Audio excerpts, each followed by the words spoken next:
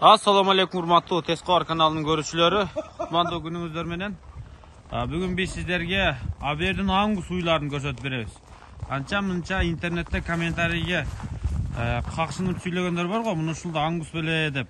Мына ошолорго дагы бир рет көрсөтөбүз. 13 баш боз haberden аңгус мына куйлары келди. Бүгүн сиздер көрүп туруңуздар, биз дарегин айтып кетели. Чүй облусу Жайыл району Полтавка айылында туғандар. Қарабалтаға жақынқы жақ. Полтавка айылыны барыңыздар білесіздер. Трассаның бойында. Келіңіздер туғандар. Азыр бір четтен біз сіздерге ошол аңгус уйлар туралы маалымат берели. Сандан сапатқа сапаттуу уйларды алып багайын, аңгустун да күчтүүлөрүн алып багайын дегендер болсо, 13 баш коёндай бири-бирине окшош көрүп турасыздарбы? Гигант аңгустар. Азыр булар кай жактан келген? Қаншасы боз болса қандай бұқадан қачқан, дерлік толық маалыматты беріп өтейін. Аңгустарды бір четтен көрдіңіздер. Азыр мен ээсин жаныма чакырайындағы суроолорду бір четтен берейин. Сіздерге маалыматты шытыр-шытыр алып берейин. Келиңер. Ассаламу алейкум. Ва алейкум ассалам. Кандай иштериңиз жакшы өттү? Шүгүр, иншалла баары жакшы едим. Кандай келип калдыңбы? Бүгүн эми короңузга конок болуп келдик. Кудай кааласа. Көптөн бери мына аңгустар көрүлө келеме? Буюрса, бул аңгустарды biz mına ötken yıldagı bundan 2 ay murundagı alıp kelgen bolчубуз. Буюрса булардын результаттары былтыркы алган клиенттер деле быйылдагы спрос жакшы сурап атат. Эми сандан сапатка дешип былтыркы алган эмелердин багылган топокторун көрдүк жакында. Ошол эле ферманыкы мына 3-4 жылдан бери такай ушул биз барган ферманын бир 2-3 ферма бар. Ошондон алып келип атабыз. Каяктан келди ошондо булар? Бул Астанадан келди. Ал Казакстан? Астана. Кандай кородон алдыңыздар? Бул белгилүү атын азыр чындап айтсам эсимен чыгып кетип атат. Бир атында тактап бересинде айтып коем. Бир чоң аябай ферма бар. Мына 2014-жылдан бери ушулар Айберден аңгус уйларын алып келип, өзгөчө ушундай сапаттарын жогорулатып, Казакстандын бардык райондоруна, региондоруна жеткирип таркатып, аябай күчтүү болуп кеткен. Ошол ферманын аты аябай атактуу.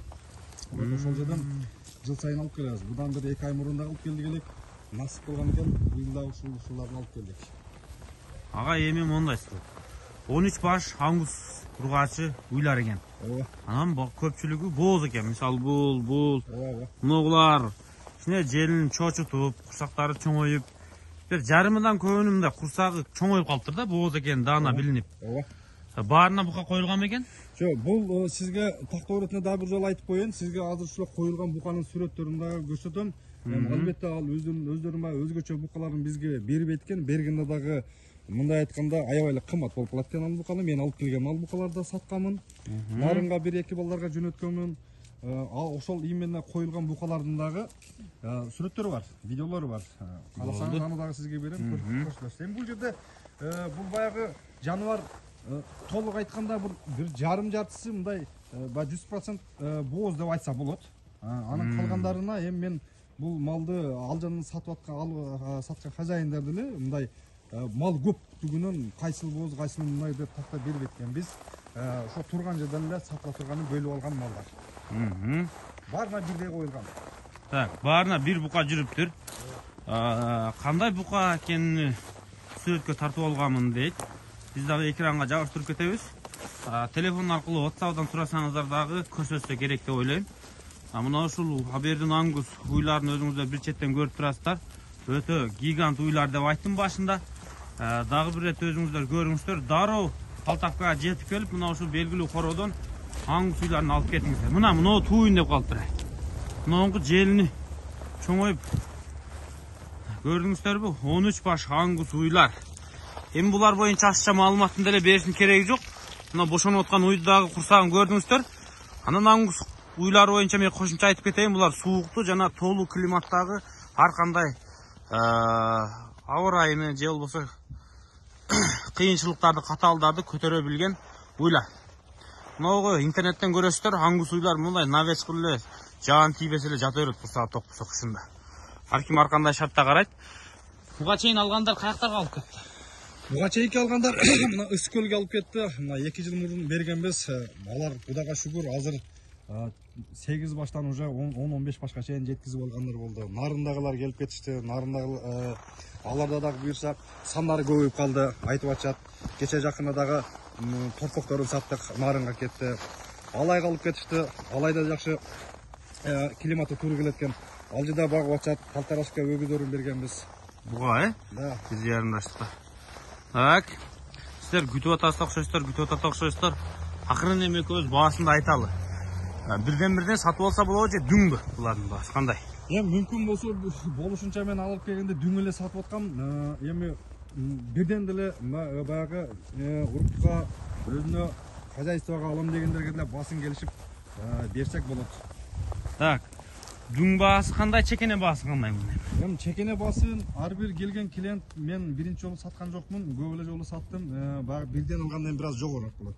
Анан дүң баасы биз 175 миңден беребиз деп сурап атабыз. 175 миң сомдон беребиз деп сурап атабыз дейт. Булардын дүң баасы, бирөөсүнүн баасы ушундай, дүң баадагы. Чекене баасында дегенде уйга жараса сүйлөшсөңүздөр керек деп ойлойм ал жагынан. Келип Өзүңүз көрдүңүз, булардын азыр мына боозу бар, туйнеп калганын көрүп турасыз. Көзүмө бир 13 баштын ачыгын айтсам бир 12-11 баш эле бооздой көрүнүп атат менин көзүмө. Мына экөө көзгө экранга көрүнүп турган точно боозундар. Бул бери карап өтүңүздөр. Кулактарында биркаларга чейин бар. Мынагу интернеттен көрүп жүргөн аңгустарга окшош экен да. Нак ошондой аңгустар экен. Жок, бул малдарга жооп, толук аңгус. Таза кан аңгустар. Болду. Аңгус. Абедин аңгус уйлары. Өтө спокойный келет. Эт баатындагы дүйнөдөгү эң алдыңкы породалардын бирөөсү. Анда эмесе чалып байланышып бериңиздер. Дарегин дагы бир рет кайталайм. Чүй облусу, Жайыл району, Полтавка айылы. Бул туугандар Сокулук же Бишкек тараптан Кара-Балтага көздөй келе жатканда Петровка айылын кесип өткөндөн кийин Жайыл району деген чоң жазуу бар. Ошодон өткөндөн кийин биринчи айыл бул Полтавка айылы. Кара-Балтадан шаардан бери карап бир 10 таза акырын жүрсөңүздөр 15 мүнөттүк жол туугандар. Ушул короого чейин Кара-Балта шаарына жакын эле бир жер.